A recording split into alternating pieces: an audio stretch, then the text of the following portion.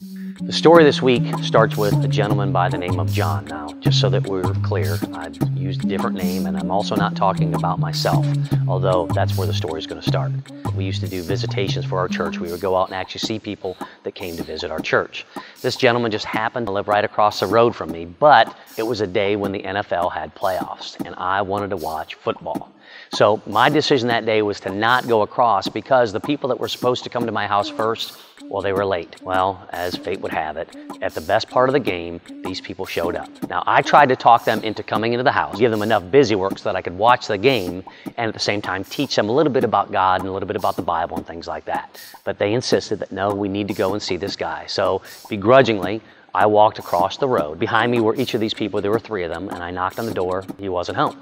I kept knocking on the door and knocking on the door and knocking on the door. Over and over, I tried to turn and say, okay, guys, let's head back and let's start this training. Let's start this training. Let's start this training.